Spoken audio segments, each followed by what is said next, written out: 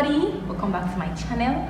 My name is Chioma and I make videos on celebrity hot topics. I make videos on trending topics. I basically give my own commentaries and I bring people gist basically.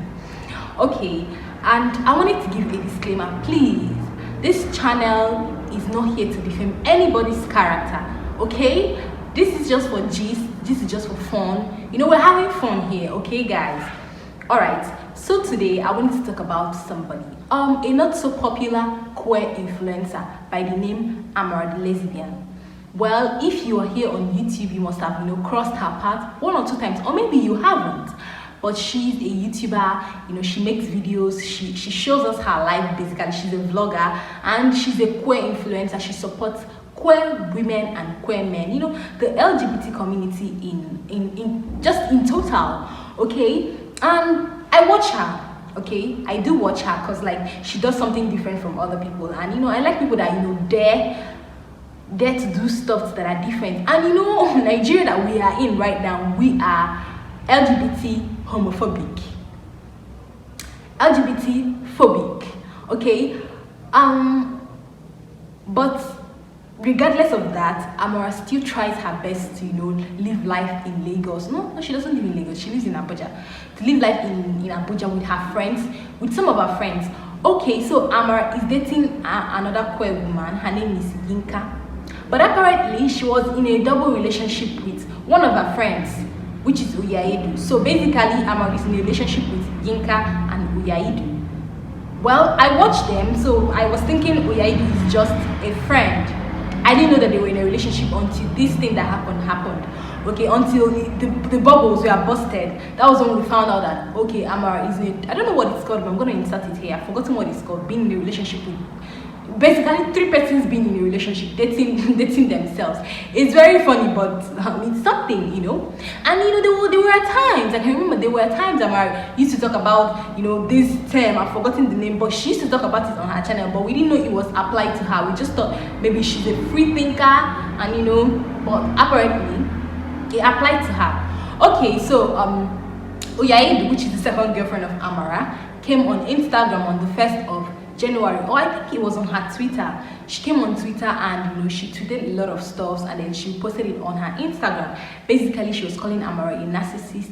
She said Amara, battered her. Amara dealt with her like in so many ways. I don't know, but it's very funny. I don't know. Let me try and read out some of these things, okay?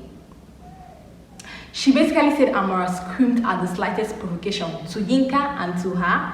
And then also, when they would eat together, Amara would always want them to eat together.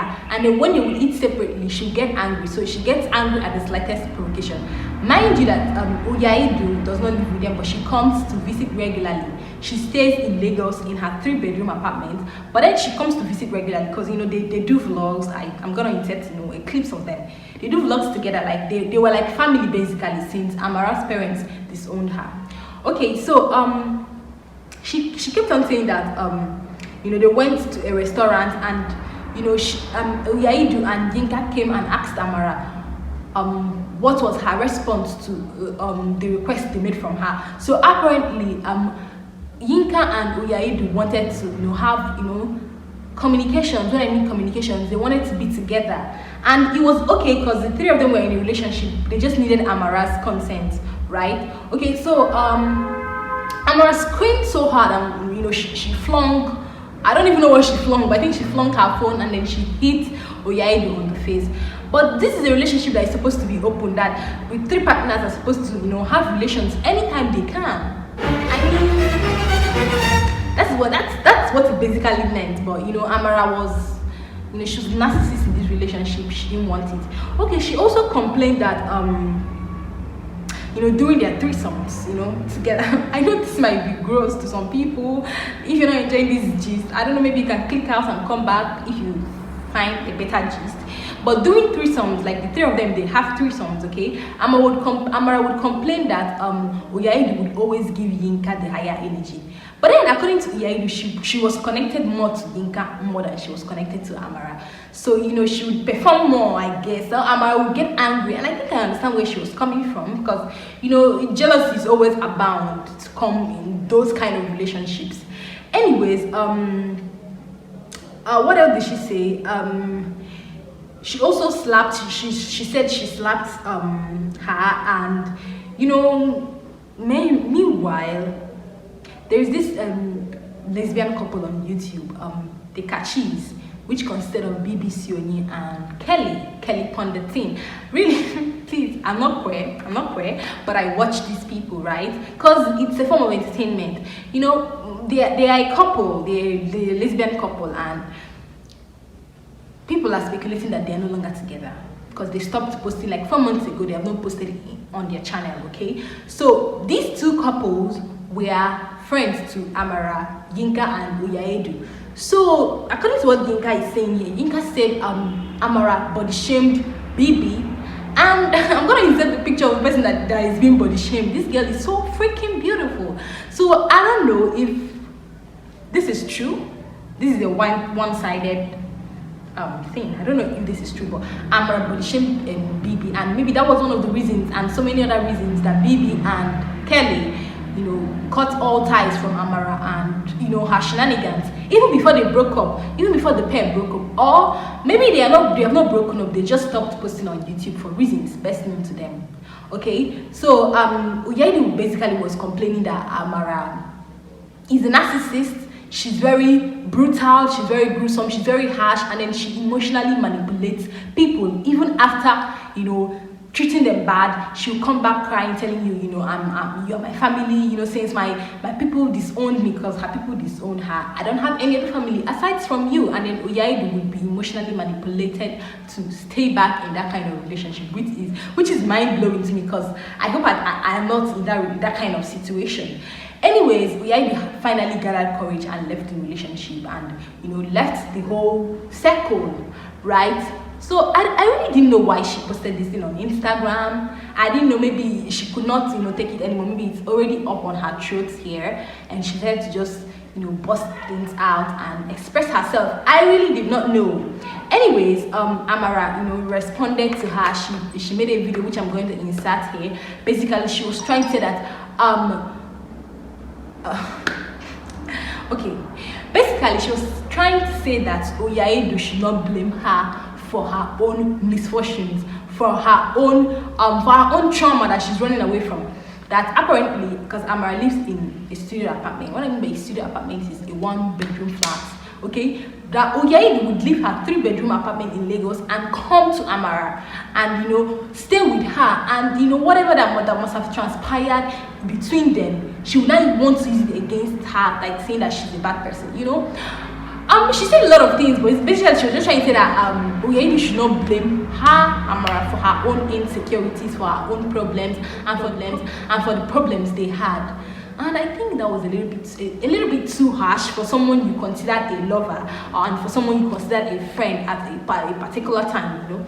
I feel like it's something you guys can just calm down and talk about it, and talk about your flaws, and where you can improve, even if the relationship is not gonna be in continuation, even if it is null and void. But I feel like breaking everything to the internet first was a wrong move, and then saying that Iyaidu should not blame her, Amara, I feel like it's a little bit too harsh. But we really don't know the complete story. We're just talking based on what we see, right? Okay, so I know most of us will be like, these ladies, they're deceiving themselves, they should go and get a man in their lives. But let's just reiterate, let's just assume this is happening between a man and a woman, right? I feel like in a relationship that you're not getting what you wanted, what kept you in the relationship in the first place, I feel like the best thing to do is just to leave the relationship, instead of being emotionally manipulated and being dramatic and making things all messy. I also understand, I will not let go of the fact that when you are emotionally connected to people, it can be too hard. But as we are adults, we tend to make less mistakes, which apparently is not really true, but we tend to be more aware of what's going on in our lives and be like, okay, I know this is gonna hurt me, but this is the end of this relationship. And I felt like that would have just solved all the problems. If you'd asked me, that would have solved all the problems for Uyaedu and Yinka. Okay, side note, Uyaedu and Amara. Side note, Yinka and Amara, they're still in a relationship, they're still good, they're still together, but Uyaedu is no longer in the mix. Anyways, I just wanted to bring this here and just talk about it. And I know, just tell me what you think about this in the comment section down below. I really appreciate to hear your opinions, hear your response. If there are things that you feel like I didn't get right, just tell me in the comment section. Please, guys, please like this video. It really helps me. Like this video, share it, comment something. It would really help YouTube algorithm to bring out my videos, to push out my videos. And I really appreciate it. And I'll see you next time. Bye. So you also don't project that on me and blame me for all the ways you did not take care of yourself. Telling me how, in her life told her to leave me, but because she loved me, she didn't want to leave. Okay. See, why I'm sharing this is because I know this matter don't cast is everywhere. I'm hearing this news from even strangers in the queer community. I went to Lagos the last time and a stranger was gisting me about the relationship I had like months ago. A stranger. So this matter don't cast. Nobody also went ahead to say she was going to talk to a lawyer, or she might have to talk to a lawyer so I can stop talking about her. I mean, basically to silence me, right? And I'm the one. See, it's very, very mind-blowing because I to queer spaces and at least one queer person has this opinion about me, this story about me, this gist about me. That's like you were living a life that you were trying to escape from and you were escaping into my life. Now you write me this long day where you say I isolated you from your people. This is an empowered woman in her 30s who has empowerment enough to have a 3-bedroom apartment, and you're saying me I isolated you from your people when you bought tickets on your own and you flew to Abuja on your own. You said you wanted to surprise me on your own and you stayed for a month plus on your own. Honestly, I'm tired of people projecting things on me. Yes, I have my own demons. I've had demons. There are many things I'm battling with, I have battled with. But everybody should please hold their own. Everybody should hold their own. I am not going to blame you for all the ways I didn't take care of myself. I am not.